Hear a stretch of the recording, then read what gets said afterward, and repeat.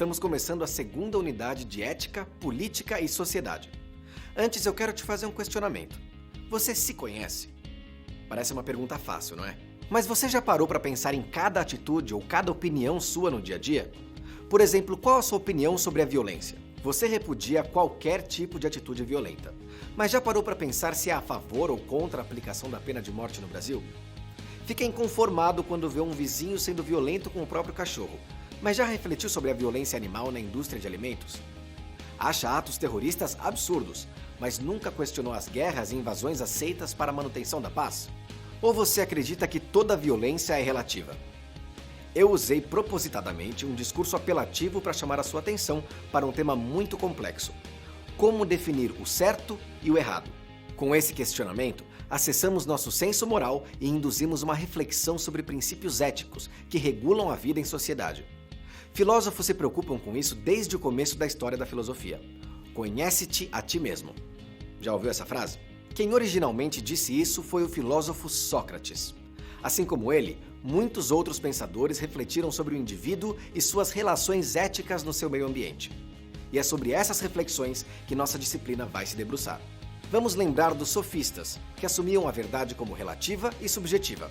Como Protágoras, que dizia que a referência de bem e mal, de certo e errado, estava no próprio ser humano. O já mencionado Sócrates, a quem devemos o início da filosofia moral, será uma importante figura no nosso estudo. Ele vivia andando por Atenas numa busca pela verdade, questionando todos que encontrava. Vamos também passar pela noção cristã de verdade, que seria divina e infinita, incapaz do alcance humano, e entender também a distinção entre fé e razão, e entre corpo e alma na busca pela verdade por meio do conhecimento, realizada pelos filósofos modernos.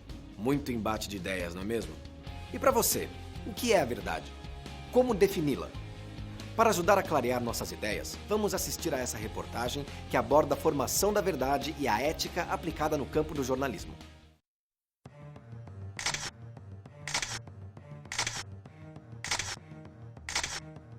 Rua Oliveira Peixoto, Aclimação, cidade de São Paulo. Aqui nesta rua funcionava a Escola de Educação Infantil Base. Com cerca de 70 alunos, a instituição sofreu um grande baque após uma denúncia de exploração sexual contra crianças em março de 1994. Um caso que alia erro policial a uma exploração exagerada e sem a devida apuração da imprensa. O casal Ikushiro Shimada e Maria Aparecida Shimada, proprietários da escola, e a professora Paula Alvarenga e seu marido Maurício Alvarenga, sócios da instituição, foram acusados de abusar sexualmente dos alunos. O caso ganhou notoriedade rapidamente e repercutiu em toda a imprensa. Você tem um erro inicial que está sujeito a ser cometido aí, no fechamento e tudo. Você tem um delegado que conta uma história maluca, você não tem tempo de conferir e comete o erro, dá manchete. O pecado maior foi ter insistido nesse erro depois que começaram a aparecer evidências em sentido contrário, né? Esse que foi o ponto, né? O que os jornalistas fizeram foi, num primeiro momento, cair de cabeça na tese do delegado. A imprensa estava sequiosa por matérias escabrosas, porque tinha acabado a campanha do impeachment já algum tempo antes. Então, quando surge a escola base, eles vêm de cara nisso. E havia informações, foi cobertura desonesta, não foi meramente um erro. O erro foi no primeiro momento. O jornalista afirma que a batalha pela atenção do público fez com que parte da imprensa escondesse algumas informações cruciais do caso. O advogado dele veio falar com uma repórter nossa, porque a Bandeirantes não estava também pisando no acelerador, que nem as outras emissoras, né? E daí mostrou o laudo do IML, comprovando que o que havia na criança era uma assadura ou um objeto pequeno, um lápis que entrou no ânus da criança. Ou seja, os repórteres tinham a informação, mas tinham medo de bancar a informação. Então você vê que é muito fácil você criar a figura do bandido, mesmo sem ter base nenhuma, né? Isso aí se repetiu durante os anos 90 e em inúmeros outros episódios. O bombardeio de notícias que as pessoas recebem atualmente pode reviver casos como o da escola base. Essa especialista explica que, como o homem está sujeito ao erro, antes de tomar algo como verdadeiro, deve-se fazer uma série de análises. A verdade, ela é um mito no jornalismo, porque nós, tecnicamente falando, trabalhamos com a veracidade. Você chega próximo à verdade pelo processo de apuração. Mas a verdade, se a gente for olhar dentro da sua essência, ela é filosófico. Então, é verdade de quem? Verdade para quem? Verdade por quê? Quem define o que é verdade? É importante destacar que não existe verdade absoluta. A verdade é pessoal e está relacionada aos valores de cada indivíduo. Toda vez que me passo a pensar sobre o que é verdade, eu lembro de um filósofo que é o Nietzsche. A verdade, elas são construções, para mim, construções culturais, que vão moldando o meu caráter, a minha vida, o meu sentido de vida, né? E essa verdade, ela tem as suas construções dependendo de quem é você, né? Então, se é verdade para quem, depende muito de quem você está também atendendo. Viu só quanta coisa complexa? Tudo isso tem a ver com posturas e condutas éticas e morais, como a de todos nós no nosso dia a dia. Agora, mais uma pergunta. Você acredita que o ser humano nasce bom e é a sociedade que o corrompe? Ou pensa que nossa natureza seria mesquinha e a sociedade é que teria o poder de regular nossos impulsos, trazendo a moralidade para nós? Também faremos essa reflexão na nossa unidade. Ainda nesse percurso, vamos entender por que os filósofos antirracionalistas acreditavam no instinto natural humano como motor da vida. E por fim, como o existencialismo coloca que não podemos justificar nossas ações pelas circunstâncias ou impulsos, pois somos seres com liberdade de escolhas. Interessante, não acha? Na situação geradora de aprendizagem dessa unidade, seguiremos assim como os filósofos que vamos estudar seguiram a busca das respostas às seguintes questões. Por que privilegiamos determinados valores que guiam nossa conduta na vida em comunidade? E por que algumas posturas se tornam legítimas e são perpetuadas nas diferentes sociedades? Pronto para seguir essa jornada filosófica sobre a ética e a moral nessa unidade? Não esqueça que para aproveitar melhor os estudos, você deve acessar o seu livro didático, as webaulas, o material complementar e fazer as pré-aulas e pós-aulas no seu ambiente virtual. Até mais!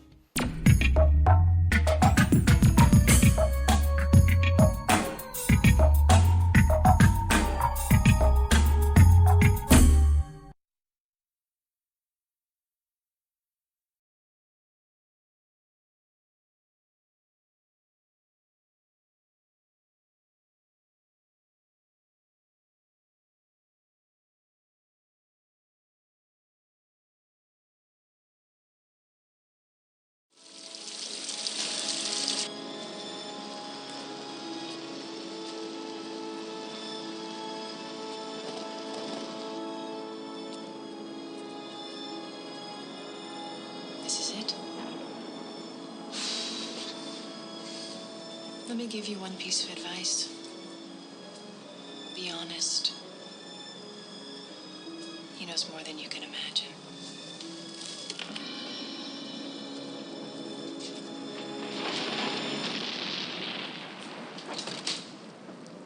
At last.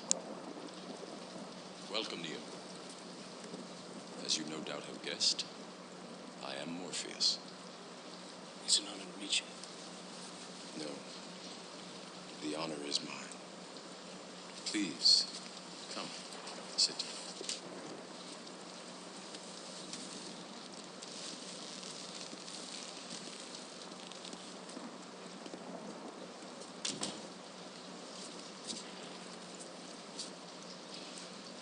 I imagine that right now you're feeling a bit like Alice. Tumbling down the rabbit hole? You could say that. I can see it in your eyes. You have the look of a man who accepts what he sees because he is expecting to wake up. Ironically, this is not far from the truth. Do you believe in fate, Neo? No, Why not? because I don't like the idea that I'm not in control of my life. I know exactly what you mean.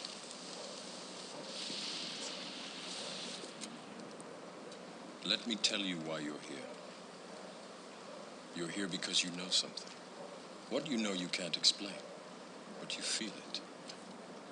You felt it your entire life, that there's something wrong with the world. You don't know what it is, but it's there, like a splinter in your mind, driving you mad.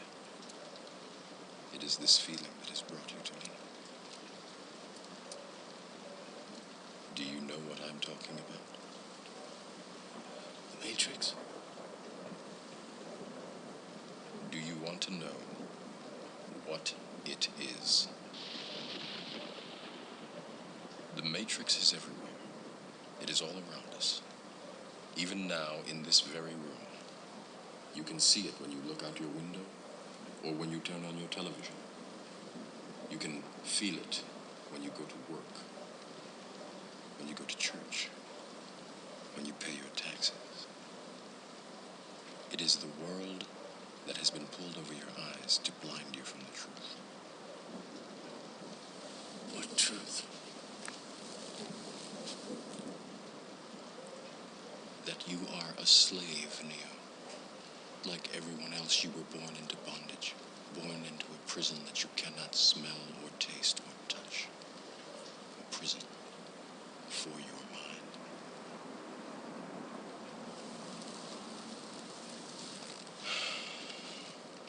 Unfortunately, no one can be told what the Matrix is. You have to see it for yourself.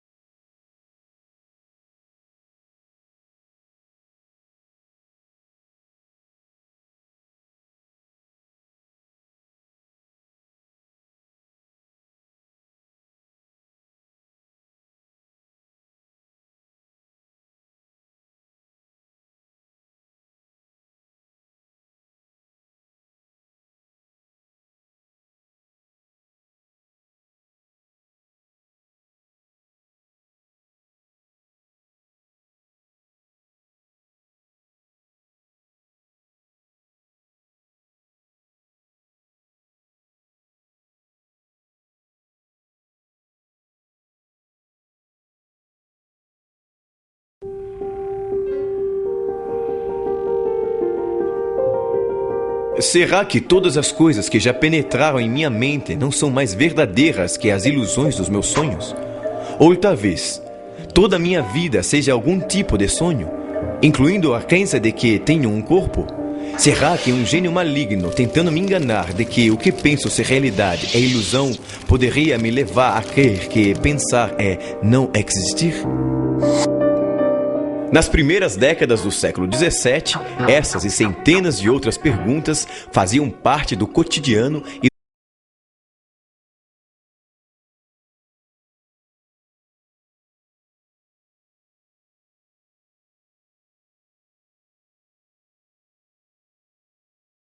e do método investigativo do filósofo francês René Descartes. Penso, logo existo, disse ele. Com o exercício da subjetividade e a confiança na razão, Descartes revolucionou o pensamento filosófico e científico, até então subordinado à autoridade da Igreja, à escolástica e aos líderes políticos ditos escolhidos por Deus. Contra as disputas religiosas sangrentas que reinavam na Europa, Descartes ofereceu a razão. O seu subjetivismo, que valorizava o sujeito científico, indicava o caminho para a objetividade e para o rigor intelectual igualitariamente. Ele colocou ao alcance de todos as ferramentas para a descoberta da verdade. Sua tese mais importante foi propor que cada um pensasse por si mesmo. A autoridade da filosofia passou a se fundar não mais nas escrituras ou nos sábios, mas na mente do filósofo. Esse paradoxo da objetividade dentro da subjetividade, com a exigência da certeza e a isenção da dúvida, para o êxito da investigação científica, inaugurou um novo estágio no pensamento filosófico, motivo pelo qual Descartes é considerado o pai da filosofia moderna. René Descartes, ou Renato Cartesius, como ele se assinava em latim, nasceu em 1596 na pequena La Haye, na França.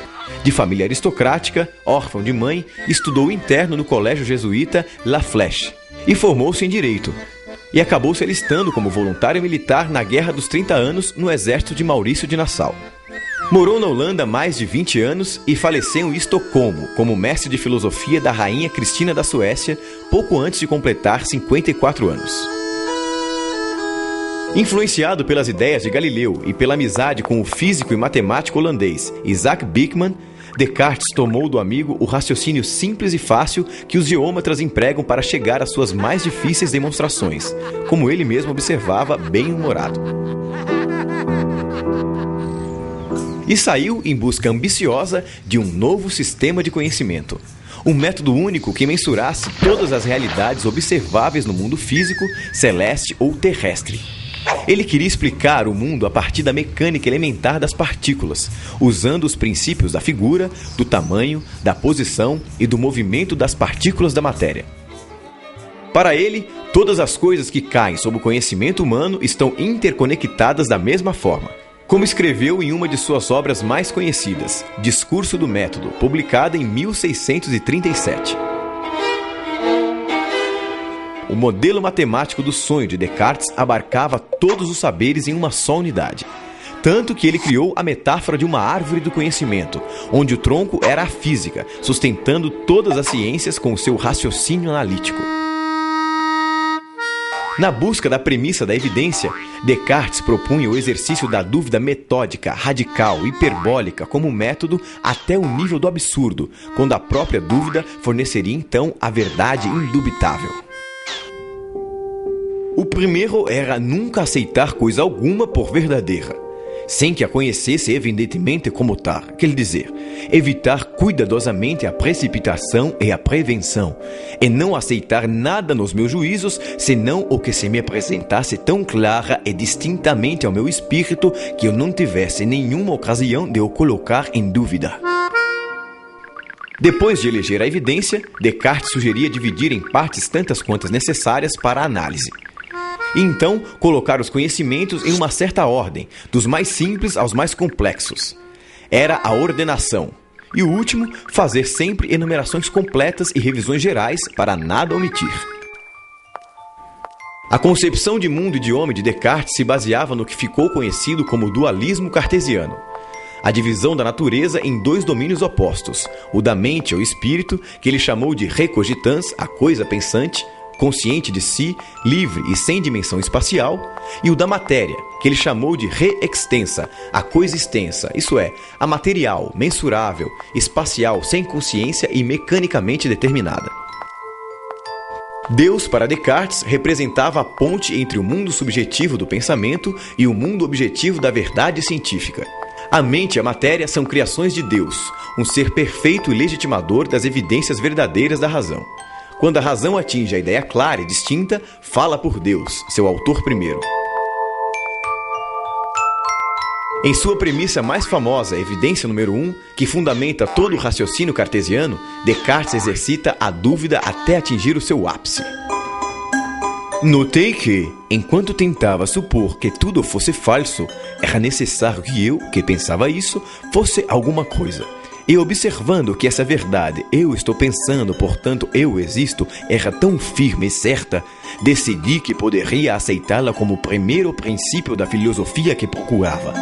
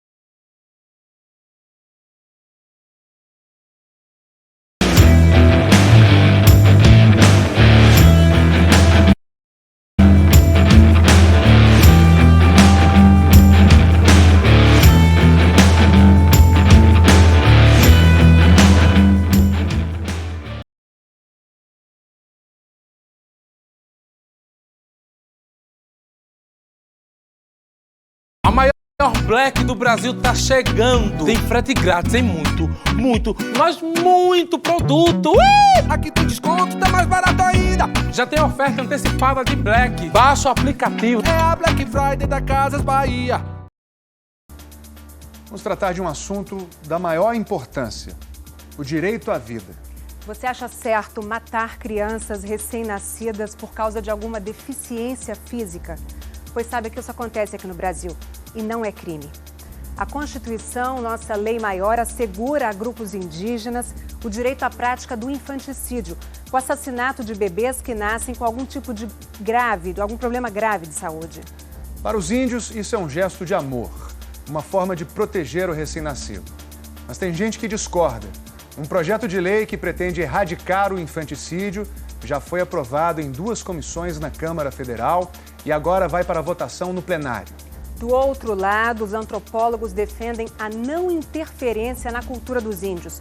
Os repórteres do Fantástico, Francisco José e Mônica Marques, foram investigar essa questão sobre a qual pouco se fala e descobriram que a morte desses recém-nascidos mudou para pior o mapa da violência do Brasil.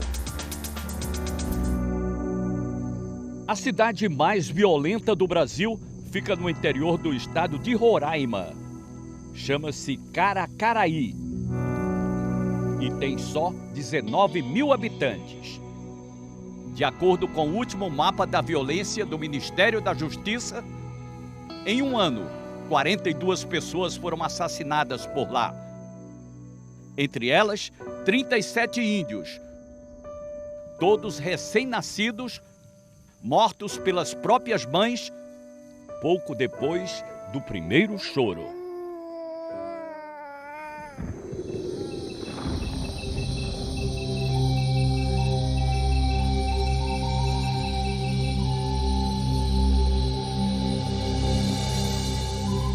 A partir dessa porteira, nós vamos entrar na terra dos Yanomamis, uma área de 9.600.000 hectares, maior do que Portugal. Aqui vivem 25 mil índios em 300 aldeias, numa floresta inteiramente preservada. O filho desta mulher Yanomami vai fazer parte da próxima estatística de crianças mortas logo após o nascimento. Há 2 semanas, ela começou a sentir as dores do parto. Entrou na floresta sozinha e horas depois saiu de lá sem a barriga de grávida e sem a criança. Os agentes de saúde que trabalham aqui nos disseram sem gravar que naquela noite aconteceu mais um homicídio infantil, o infanticídio.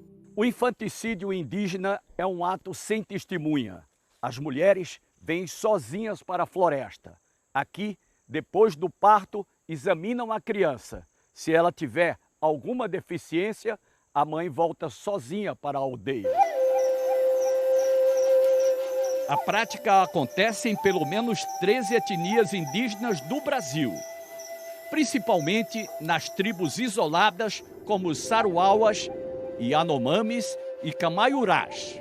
Cada etnia tem uma crença que leva a mãe a matar o bebê recém-nascido. Criança com deficiência física, gêmeos, filho de mãe solteira ou fruto de adultério. Podem ser vistos como amaldiçoados dependendo da tribo e acabam sendo envenenados, enterrados ou abandonados na selva. Uma tradição comum antes mesmo do homem branco chegar por aqui, mas que fica geralmente escondida no meio da floresta. O tema infanticídio ressurge agora por ter se destacado no Mapa da Violência 2014, elaborado com os dados de 2 anos atrás.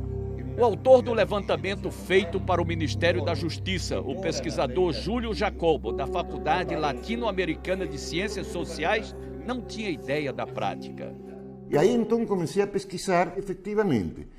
As certidões de óbito registravam que eram crianças de cor ou raça indígena de 0 a 6 dias de idade.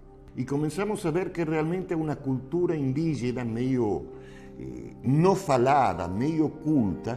O secretário de Segurança Pública de Roraima, Amadeu Soares, explica por que o seu estado aparece pela primeira vez entre os mais violentos do Brasil.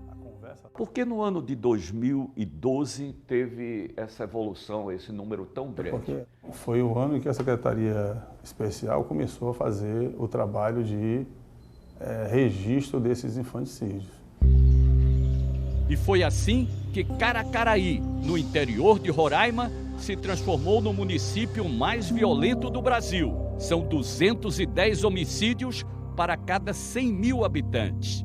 A média nacional é 29 homicídios para cada 100 mil habitantes.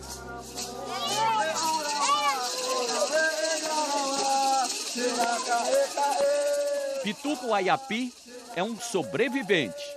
Ele nasceu há 37 anos, numa aldeia Ayapi, localizada no interior do Amapá. Tinha paralisia infantil e estava condenado ao sacrifício. A minha família não aceitava, né? Por causa da deficiência. Então a FUNAI me tirou de lá. O garoto cresceu entre os homens brancos e aos 7 anos foi levado de volta para a tribo. Uma assistente social não entendia, né, do costume da aldeia. Ela não sabia que ele não podia mais voltar. E o mandou de volta. O garoto vivia carregado pela mãe, o pai ou o irmão mais velho. E aí um dia minha mãe cansou de me carregar e deu para o meu pai. Quando foi na hora de atravessar o rio, meu pai começou a ameaçar, né, que eu não servia para nada, né, que eu merecia, né, ser morto. A minha mãe escutou isso, aí minha mãe gritou que não era para ele fazer isso comigo. A minha mãe o deu para um dentista, né, e a única palavra que ele sabia falar em português era embora, embora, embora. Ele só voltou a ver os pais quando tinha 21 anos. A minha mãe sentou do meu lado e disse: meu filho, tu lembra daquele tempo que aconteceu isso? Eu lembro.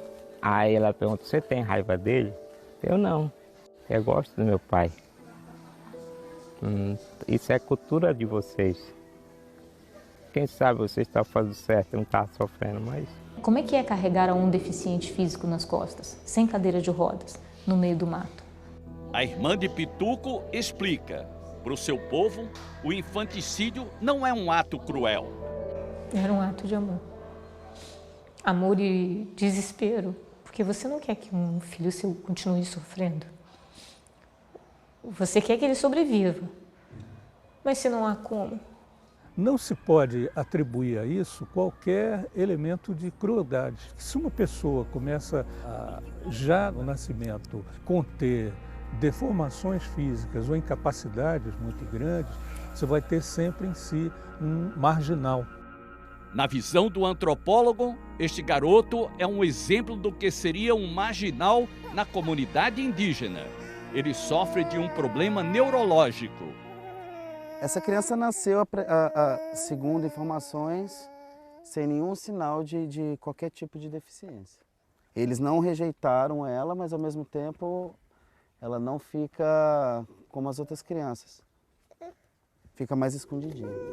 Por não ter percebido a deficiência, a mãe deu de mamar ao filho.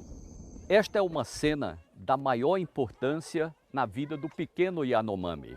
Quando a mãe amamenta o filho, é como se estivesse dando a ele a certidão de nascimento. É que ele está sendo aceito por ela e pela comunidade. Os índios acreditam que só durante esse ritual o bebê se torna um ser vivo. E graças a essa primeira mamada, Kanyurraka, filha de Tauarite, está viva hoje. Se tivesse anotado de pequeno, poderia estar enterrado, né? Quando nasceu, a família, que faz parte da etnia Camaiurá, não notou que Kanyurraka desenvolveria qualquer problema. Ela nasceu normal, né? E depois que foi 5 anos, ela começou fraquecendo mais, né? Kanyurraka tinha distrofia muscular progressiva, uma doença degenerativa que dificulta cada dia mais os movimentos da garota. E os pais se sentiam pressionados pela comunidade para matar a criança. A aldeia não manda, né? Pode mandar, né? Mas só que quem decide, eu e ela, que a gente decide. E eles decidiram mudar para Brasília. Para mim, enterrar as crianças é feio, né? É muito feio. A solução para impedir a morte de bebês indígenas não é simples. Quem vive próximo ao problema sabe disso. João Catalano é o coordenador geral da Frente de Proteção dos Índios e Yanomamis da FUNAI. A gente tem que entender o ambiente que eles estão inseridos. Aqui a gente está falando da maior floresta tropical do mundo, a maior parte das regiões só chega de avião. O secretário de Segurança Pública de Roraima aponta outra limitação para agir. A FUNAI, ela acompanha, ela estuda, ela analisa todas essas questões culturais dos povos indígenas. E o Estado ele tem essa limitação de apenas fazer o registro, né, e o atendimento no caso de óbito. Várias vezes, enquanto esta reportagem estava sendo feita, tentamos falar com a direção da FUNAI, a Fundação Nacional do Índio. Ela não quis falar com o Fantástico sobre esse assunto. E o que diz a lei brasileira sobre o infanticídio indígena? O artigo 5º da Constituição garante a todos o direito à vida. O jurista José Afonso da Silva, especialista em direito constitucional, faz uma ressalva sobre as exceções dentro da Constituição. Ela reconhece a cultura indígena, os costumes indígenas, as tradições indígenas. Então, diante da Constituição do Brasil, não há nada condenável no ato da mãe índia que mata o filho bebê. O deputado federal Henrique Afonso, do PV do Acre, apresentou um projeto de lei indicando como o Estado pode trabalhar para intervir na questão. Esse projeto, o objetivo é erradicar o infanticídio no Brasil. Ele prevê, por exemplo, a criação de um conselho tutelar indígena que teria autonomia para determinar qual medida deve ser adotada em cada caso. O projeto ainda não foi colocado em votação no Congresso, mas já é criticado. Não há como executar essa lei a não ser com uma violência que é desaconselhada. E a própria Constituição repudiaria isso. Eu não posso imaginar que esse seja um projeto realmente humanitário. Então, nesse sentido, os antropólogos têm se manifestado sempre contra. Para os antropólogos, a solução seria o diálogo, uma saída bem-sucedida encontrada pelo técnico de enfermagem da Secretaria Especial de Saúde Indígena do Ministério da Saúde, Charles Schaefer. Conversando, ele conseguiu impedir a morte de um bebê indígena.